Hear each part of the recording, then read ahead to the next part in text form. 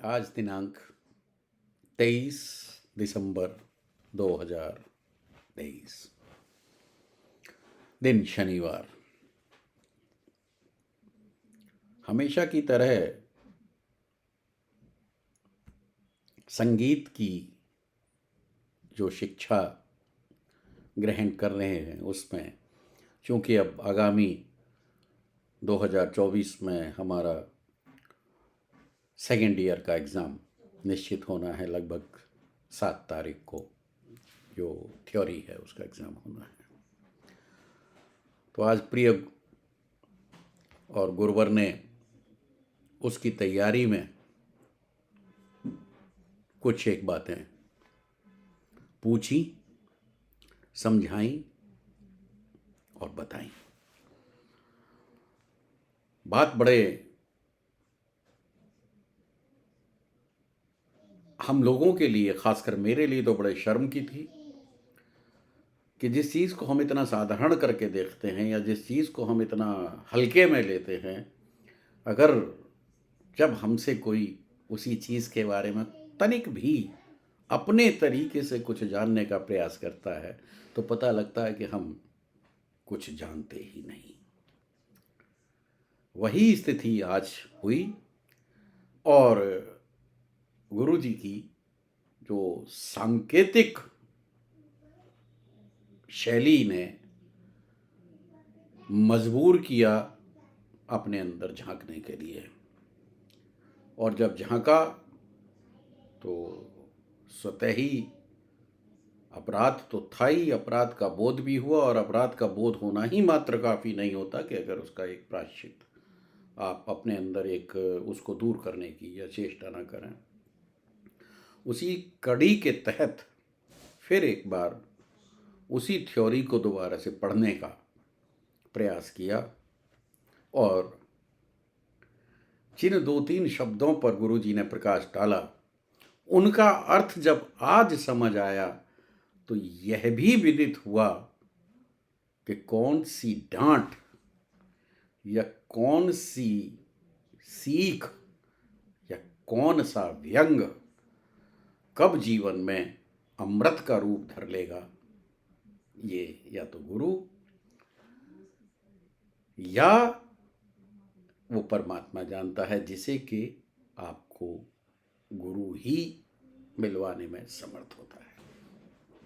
तो इसी थ्योरी के एक पार्ट में जिन 2-3 परिभाषाओं का जिक्र हुआ उनमें से एक जो बात थी वो थी ध्वनि।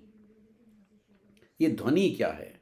संगीत के हर विद्यार्थी को अगर ध्वनि समझ नहीं आई तो संगीत तो समझ आएगा क्या? तो ध्वनि एक ऐसी आवाज जिसे हमारे कान सुन सकें। अब आवाज जिसे हमारे कान सुन सकें तो आवाज तो हम कई प्रकार की सुनते हैं। तो क्या सभी आवाजें ध्वनि की श्रेणी में आ जाएंगी? समझनी हो तो जी नहीं। सभी जब हम किसी भी वाद्य यंत्र का प्रयोग करते हैं या हम अपने मुख के द्वारा किसी भी प्रकार से कुछ शब्दों का प्रयोग करते हैं तो वातावरण में कंपन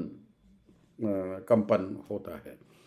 और यही कंपन हमारे वायु का सानिध्य पाकर हमारे कानों में जाता है।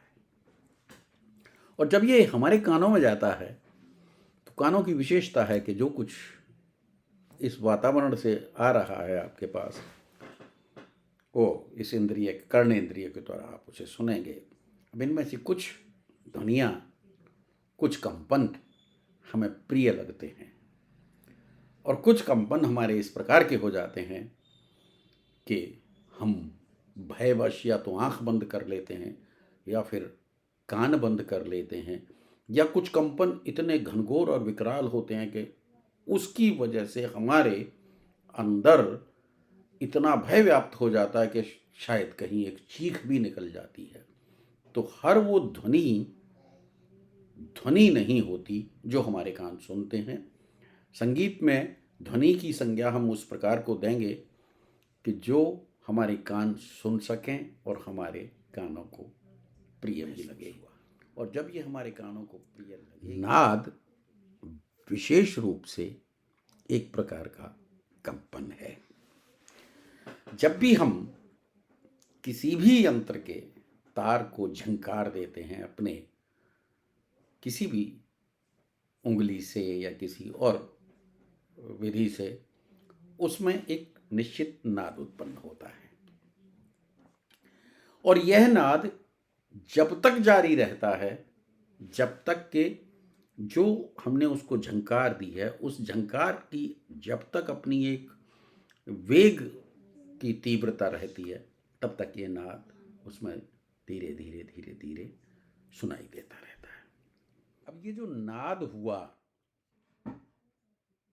या ये जो आंदोलन हुआ उस झंकार से, उस तीव्रता से, तो एक सेकंड में जितनी बार अब ये जो नाद हुआ, ये आंदोलन हुआ या ये जो आंदोलन हुआ उस झंकार से, उस तीव्रता से,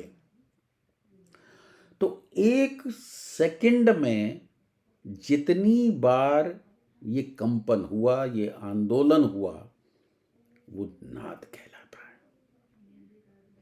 तो नाद के लिए जो अनिवार्य तत्व है वह है एक कंपन और उसके अंदर एक निश्चित ऊर्जा जो कि उसकी गति को प्रभावित करेगी। हो सकता है वो छोटी अवधि के लिए होगा, हो सकता है उसमें तीव्रता अधिक हो तो वो ज़्यादा अवधि के लिए हुआ। तो इसके भिन्न भिन्न स्वरूप आगे नाद में बनते हैं।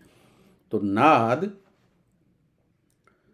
एक सेकंड में उस आंदोलन की प्रकार की बात करें तो नाद मुख्यतः दो प्रकार का नाद होता है। एक अनहद नाद बोला जाता है और एक अहद नाद बोला जाता है।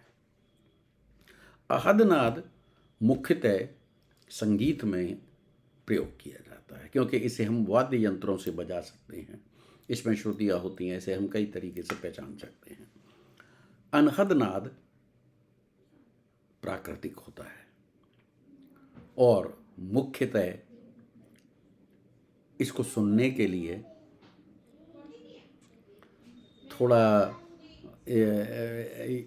थोड़ा एक यौगिकता या थोड़ी एक आध्यात्मिकता का स्वरूप उसमें ज़्यादा लिए होता है। वैसे तो संगीत अपने आप में ही आध्यात्मिक है, लेकिन जो चीज़ वाद्य यंत्रों से या किसी विशेष श्रम के द्वारा जो चीज़ जिसमें नाद, अनहद नाद और अहद नाद में एक मुख्य अंतर ये है कि अहद नाद के लिए आपको किसी भी प्रकार की बाह्य गतिविधि या बाह्य बल का प्रयोग करना पड़ता है और अहद नाद वो नाद है, अनहद नाद वो नाद है जो प्राकृतिक रूप से विद्यमान है इस ब्रह्मांड में, इस वातावरण में। मात्र उसे हमें या तो यौगिक क्रियाओं से या अपने विशेष अनुभवों से सुनने का लाभ या सुनने की जो एक कला होती है वो जागृत की जा सकती है। नाद की कुछ विशेषताएं होती हैं, उनके बारे में भी मैं चर्चा अवश्य करूँगा।